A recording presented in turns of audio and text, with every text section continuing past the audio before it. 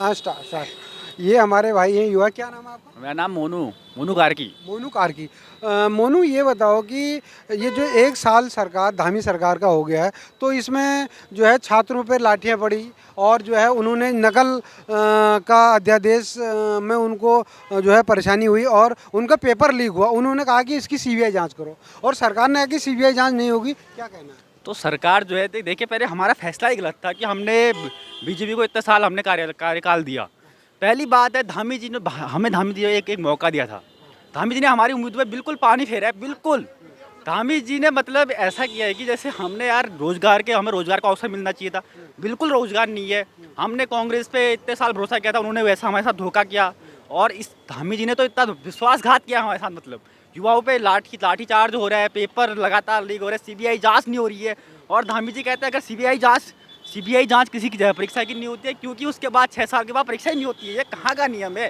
धामी जी मतलब कैसा मजाक करता है, हमें इस लड़कों के साथ समझ भी नहीं आता आज तक। अच्छा, इसके अलावा क्या है कि वो अंकिता भंडारी हत्याकांड हुआ, उनके आरोपी अभी तक नहीं पकड़े गए हैं और इसके अलावा वो वीआईपी का तो पता ही नहीं चला। क्या कहना है? अंकिता भंडारी जो हत्याकांड है, इसमें देखिए कांग्रेस यानी कि मुझे जहाँ तक याद है, ये कोई बीजेपी का नेता के लौंडे के द्वारा किया गया है, इसलिए उसकी कोई जांच नहीं हो रही है। क्योंकि ये सरकार जो है, डबल इंजन की सरकार चलाना इतना आसान नहीं होता है। हमने पहले भी कह दिया था, मोदी जी हमारी बात सुनते गए हैं। मोदी जी को जनता की पड़ी नहीं है, मोदी जी को अपनी पड़ी हुई है ना।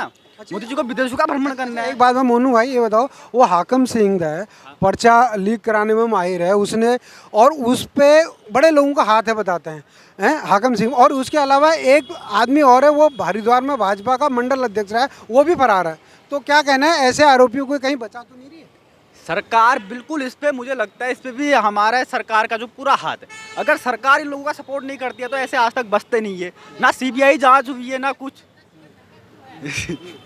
ना इसकी कोई जांच होती है। अगर कोई एग्जाम लीक होता है ना उसकी जांच हो पाती है, तो कैसे होगा सर?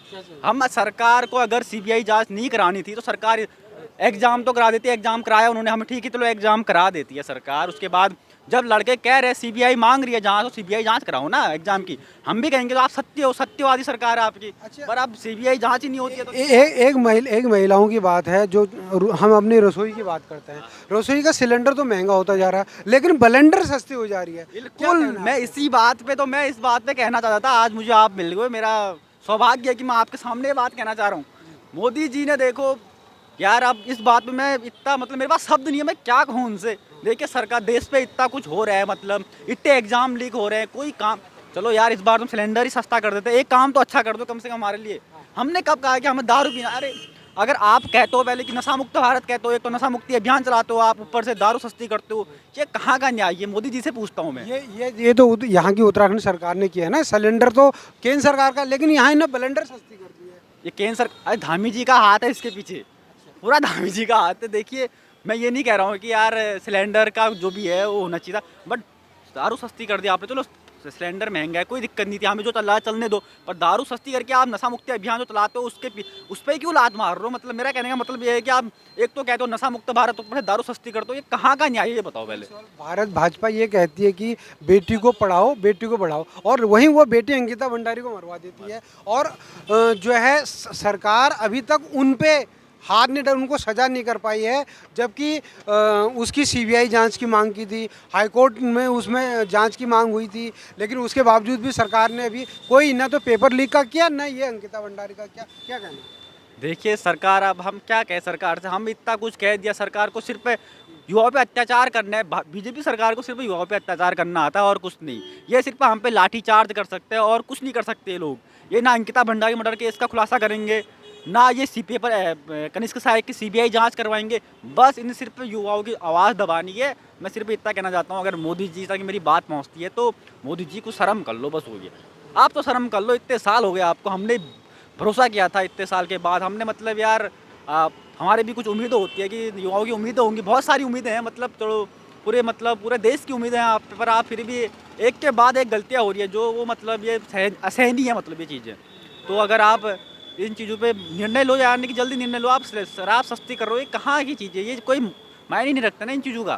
तो मोनू कार्की ने अपने विचार व्यक्त किए हैं। मैं यहाँ पर हल्द्वानी में नैनीताल रोड पर हूँ, और आगे भी हम कई मित्रों से बात करेंगे, कई युवाओं से बात करेंगे जो कि हमारे उत्तराखंड के कर्णधार हैं। कट करते हैं। कट कर स्टार्ट स्टार्ट।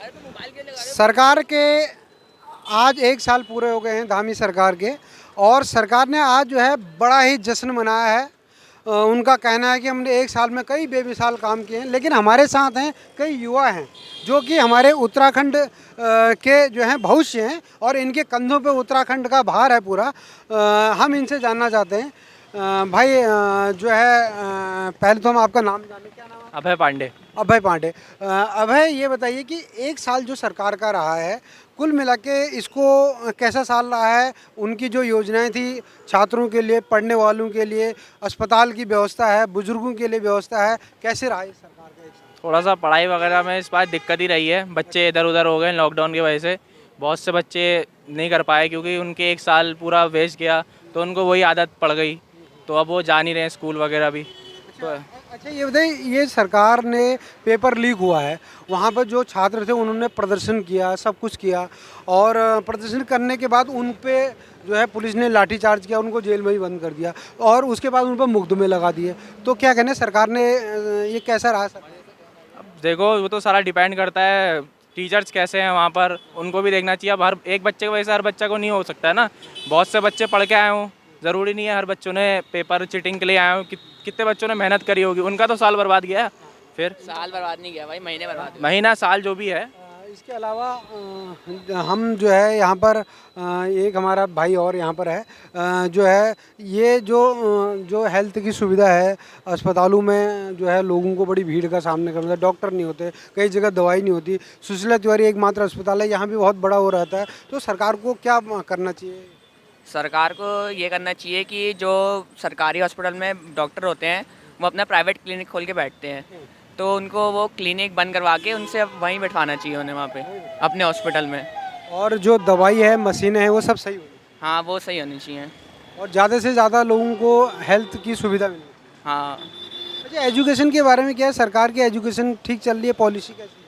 सही है। अब क्या गए उसमें लीक कर दे रहे हैं पेपर। अब बच्चों ने जो मेहनत करी होती है वो इसमें उनके टीचरों का भी हाथ होता है। हाँ, वो तीन टीचरों का भी चार हाथ उनके होता है।